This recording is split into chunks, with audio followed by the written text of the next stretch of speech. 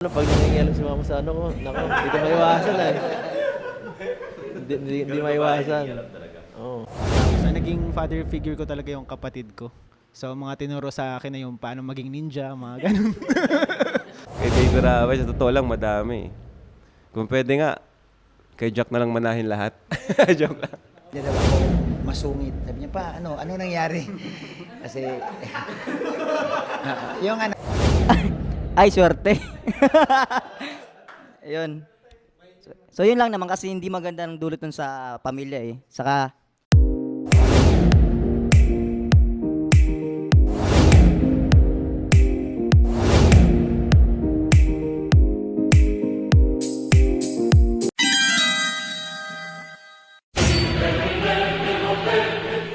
Sa akin, ang pagpapasalamat ko siguro ay yung mga dumarating na blessings ngayon sa ano.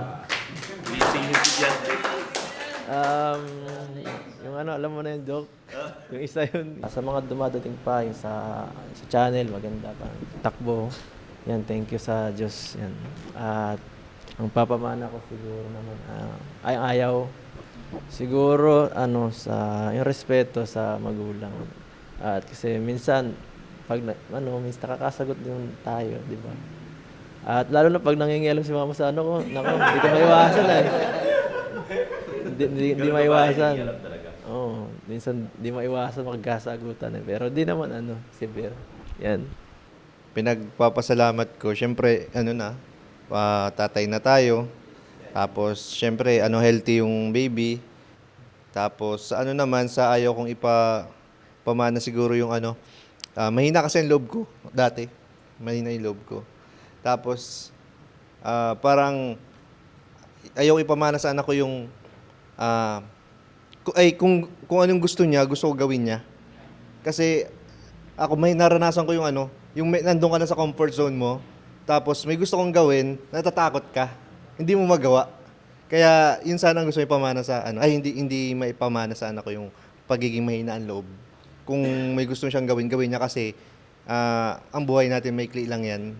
So dapat na mo talaga, gawin mo yung gusto mo. Kung magpapasaya sa'yo. Hindi ako lumaki sa nang may tatay kasi pinanganak ako, wala si papa. Umuwi si papa nung may sakit na siya. Tapos ang naging father figure ko talaga yung kapatid ko. So mga tinuro sa akin na yung paano maging ninja, mga ganun. So parang siguro doon ko nakuha yung mga ugali kong iba. And kung ako magpapasalamat pala ako sa lahat ng love na nare-receive ko everyday. Yung mga simpleng yung mga simpleng mga gestures, kahit sino sa kanila pag may gesture sila na feeling ko parang na-appreciate ko lahat ng mga good gestures na ginagawa nila ng lahat ng tao nasa paligid ko. Kahit mga small gestures pa yan. And ako papasalamat ako sa love nga. And ayaw kong ipamana yung Ako siguro hindi naman ako ganun na ngayon, pero siguro dati ayaw kong ipamana sa anak ko yung magtanim siya ng sama ng loob, tapos hindi marunong magpatawad. And kasi mahirap yun kapag ganun. Parang may mabigat sa mabigat yung mo, araw-araw mo kapag kada gising mo, kapag may hindi ka pa napapatawad. Parang araw-araw ka may kaaway kahit wala naman. So, parang yun, mahalaga na marunong ka magpatawad at wag ka tanim ng sama ng loob. Nagpapasalamat ko kay Lord, syempre itong ngayon, Bible study natin, tuloy-tuloy, saka yung channel natin, yung community natin is talagang tuloy-tuloy at saka buhay na buhay. So salamat po sa mga viewers, sa mga, syempre sa mga kasama ko, kay Kuya Bal, thank you. At syempre, hindi ko pwedeng kalimutan, pagpasalamat yung family ko na okay, si Rabay, okay, healthy. At doon naman sa ipapamana, kay Baby Rabay, madami. Yung ayaw ipamana. Yung ayaw ipamana. Kay Baby Rabay, sa totoo lang, madami. Kung pwede nga, kay Jack na lang manahin lahat. Joke lang. Hindi, sa totoo lang, minsan nainggit ako sa ibang tao na may ugali na wala ako. Yung parang, yung iba masyadong madaling makisalamuha sa ibang tao, di ba? May mga ganun mga tao, kahit saan mo dalhin, yun yung wala ako yung mga extrovert. Kasi ako masyadong introvert, lalo na dati. Ngayon na lang natuto. Yun yung ayaw kong magaya kay Baby Rabay. Gusto ko maging friendly siya. Yung di siya maging sobrang mahiyain, kagaya ko, sobrang mahiyain. Saka gusto ko rin yung maging malambing siya sa magulang, na wala din sa akin. Magulang, yan. Gusto ko maging sweet siya sa amin, parang ganun. Saka yung talagang masasabi na close sa magulang. Kasi ngayon, halos ngayon na lang kami naging close eh. Nung bata kami talagang nahiya ako sa mga magulang ko, maging malambing, ganun. Yun yung sana hindi manahin sa akin or hindi matulad kay Baby. Tapos siguro yung sa ngayon naman, yung short-tempered, yun nga kagaya nila mabilis magalit, mabilis mainis, pero mabilis din man mawala. Parang ganun ba? So, yun lang po. Yung pag nag-ano kami nung asawa ko, may time na pabigla-bigla ako nagagalit sa kanya. Yung tapos bigla nawawala din naman. Mabilis magalit. Ayaw pamana ko sa uminit ang ulo. Pero sa ko lang naman, sa asawa ko lang. Pero sa iba hindi. Kasi alam ko naman yung Oo nga, pag sa asawa. Pero pag sa mga kaibigan, parang ang hirap, parang nakokontrol mo. Pero pag siguro talagang close na lang yung yun. Siyempre pasalamat sa kabila ng mga sa lumipas sa mga araw, linggo, may mga pagsubok pero patuloy na natatagumpayan, patuloy na tayo nananalo sa gabay ni Lord at pasalamat din ako sa grupong ito, no? Talaga kakaiba. Simula nang dumating ako, napansin din ng mga anak ko, napansin din ng wife ko na maliban doon, hindi na daw ako masungit. Sabi niya pa, ano nangyari? Kasi, kasi normal na pag-uwi mo sa bahay, may tinatanong ka, anong nangyari sa buong maghapon? So, na-share ko sa kanya ganun, sabi niya, uy, ano nangyari? Ba't hindi? Dati daw kasi, tinanong ko sila, kung ano ba napansin niyo? Dati kasi pagdating mo, sungit-sungit mo eh. ayaw mong tanongin ka eh. So, inito ngayon, pagdating, nasabi ko kung ano nangyayari. So, yun napansin nila. So, maliit na bagay, pero hindi ko man napapansin. Yung anak mo napapansin nila at yung kasama mo sa bahay. So, isa yan sa mga pinapasalamatan ko talaga na yung grupong ito, proudly talaga na nagdudulot siya ng good intention, yung sa pamilya, sa mga kasama. At ang ugali na ayaw ko ipamana sa anak ko, siguro yung madali akong magtiwala, yung madali akong pag may lumapit bigay. Parang ayaw ko kasi may mga nangyayaring hindi rin naman, sa madaling sabi yung bang manghira. Sa dulo hindi maganda eh. Nag-take advantage, so yun yung parang ayaw ko ipamana sa anak ko dahil mga 4 na times na parang masakit eh, na pinaghirapan mo, pinahira mo, tapos wala nangyari.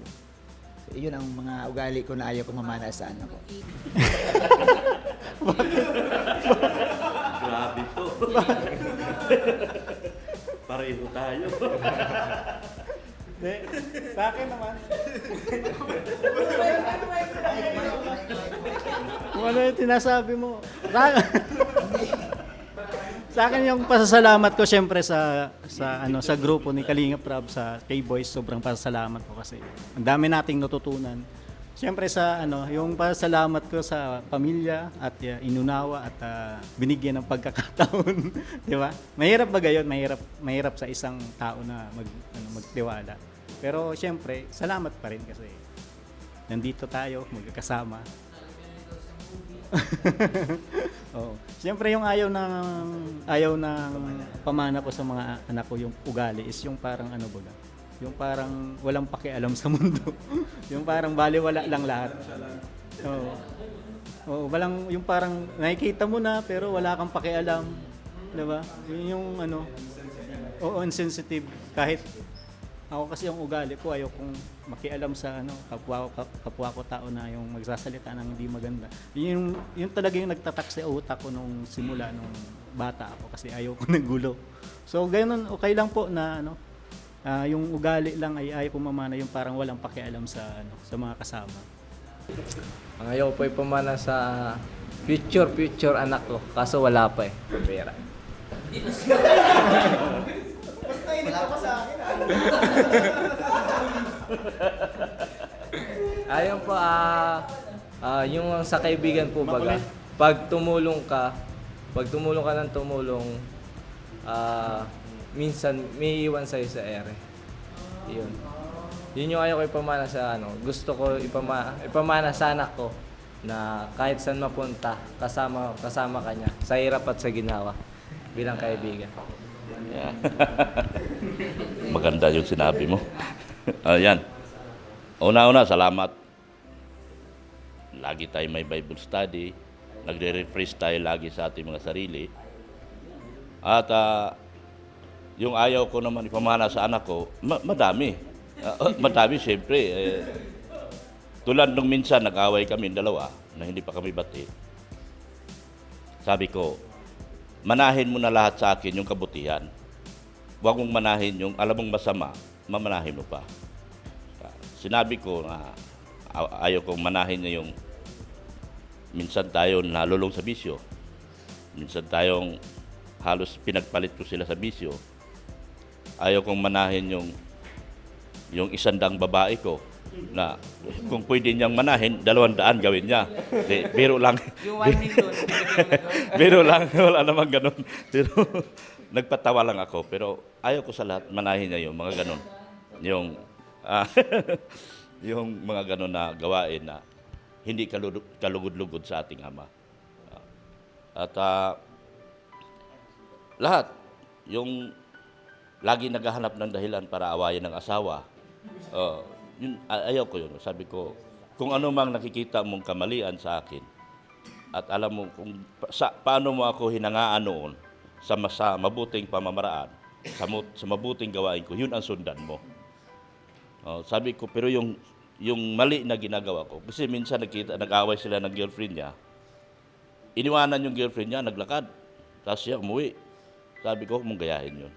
Gawain ko yun eh. Huwag mong gayahin na iwanan mo yung girlfriend mo, mahalin mo yan. Dahil yan ay nakakatulong sa iyo ng malaki.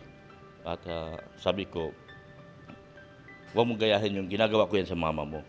Na, yun lang ang sinasabi ko na lahat ng bagay na mabuti, yun ang sundan mo. Huwag mong sundan yung masama sa akin. Salamat. Ako agad? Tayo na lang ako. Sa mauwi na. Joke lang po mga kalingap. Pero salamat din ako na yung anak ko, nabigyan ako ni Lord na talagang mabait, nasusunod sa amin. And sayang, ayaw ko lang sila na namamana ko na lang sa kanila. Wag lang sila kahit saan sila napunta, kung sino naman kasama nila, wag plastikan ng samahan nila. Yun lang gusto ko minamana sa kanila. Kasi hindi ko kaya ang plastikan ng kasamahan eh. Yan lang yung bisyo ko, ayaw ko naman talagang maiwan sa anak ko na mana siya sa akin. Yun lang po. Salamat. Good morning po sa lahat. Siguro ipagpasalamat ko yung unang-una yung aking bahay na thank you po kay Lord, syempre sa Kalingap at saka sa Keyboys. Kung wala po ang Keyboys, siguro wala pa akong kubo ngayon ay. Salamat po kay Kalingap Rob. Thank you. At siguro yung ang ayaw kong ipamana sa mga anak ko yung pagiging mainitin. Totoo po nung bago ako mapunta sa Kalingap, sa Manila pa lang, talagang kunting taas kagad ang dugo ko. Talagang mainit palagi. Hindi na bro. Hindi mo na makikita. Ang laki na ng Kaya, yun nga sabi ni Kuya Bobby, pag magkakasama tayo na walang tinatago. Malaki ang dala mo ang sarili mo. Lalabas kung sino ka talaga. Kung ano kang pagkatao. Yun lang po. Pinapasalamatan ko po sa Panginoon ay siyempre yung mga blessings din po na dumarating sa atin po lahat. Siyempre, sa pagtiwala ni Kalingap Rob, ni Boss Rob sa mga serye po. Kaya kakaroon tayo ng mga blessings din. And yun po. At siyempre yung tiwala pa rin po ng pamilya ko sa akin. Until now, nandyan, nakasupport po sila. And siyempre yung ipapamana, na ayaw ko ipamana. Siguro po yung yung padalos-dalos ba, yung pag dati po nagdesisyon ako gusto ko gawin agad, hindi ko pinag-iisipan na masyado. And maraming desisyon na rin po tayo, nagkamali din, no? Yun siguro yung inaano ko sa anak ko, sabi ko nga sa kanya, kailangan isipin mo mabuti kung makakabuti ba o hindi yung gagawin mo sa buhay mo. Ano po, pinagpapasalamat ko po sa Panginoon, siyempre, malusog ang pamilya ngayon, walang may sakit. At siyempre, pangalawa, kay Kuya Rab, pagtanggap sa akin sa Kalingap. Sa inyo guys, salamat. Siguro, yung ayaw kong ipamana yung naging broken family kasi kami, di ba? Yung papa ko, iniwang kami, naghamanap ng iba.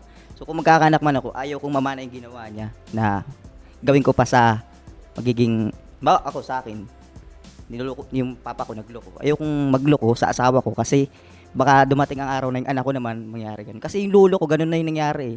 Yung lolo ko, yung papa ko. So, sana sa akin na matapos yun. Yan. Yun lang. Kasi hindi kasi maganda dulot nun sa pamilya. Ha? Na? Ay, swerte. Ayun. So, yun lang naman kasi hindi maganda ng dulot nun sa pamilya eh. Saka, hindi lang yun sa asawa na nakakadulot yung ganung sitwasyon. Sa anak, higit sa anak. Lalo sa nangyari sa amin, struggle, tapos ibindalawang kami ng ganun lang. Kaya sana mga magulang at magiging magulang pa baga, wag na sana nilang gawin. Kasi hindi maganda eh. Tuloy-tuloy yung samahan natin. Kasi yung samahan po natin ay nakakatanggal po ng mga problema yan ay yung mga samahan po natin. At sa blessing na dumarating. Tapos ang ayaw ko naman ay papamana sa anak ko yung magtanim ng sama ng loob sa mga kapwa. Kailangan na maging mapagbigay ka sa kapwa mo, friendly. Tapos, huwag niyang gayahin yung tulad ng pagkabata ko na sugarol ako ay dati nung pagkabata ko. Yung gambler ako, kaya marunong ako sa mga braha lahat, billiard o kaya sa mga pool.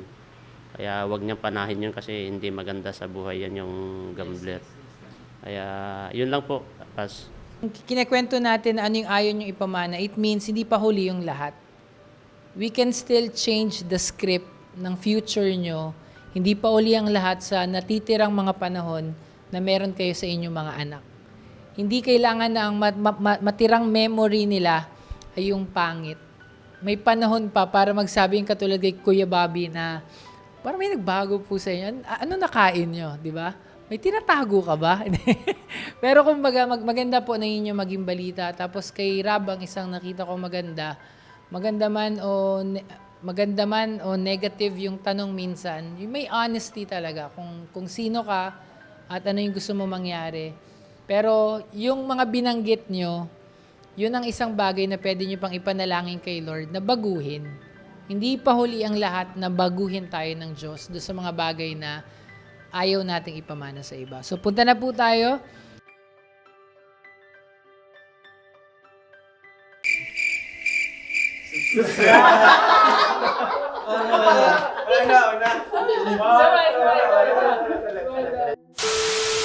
Please subscribe! YouTuber. Salamat po sa inyo. Thank you.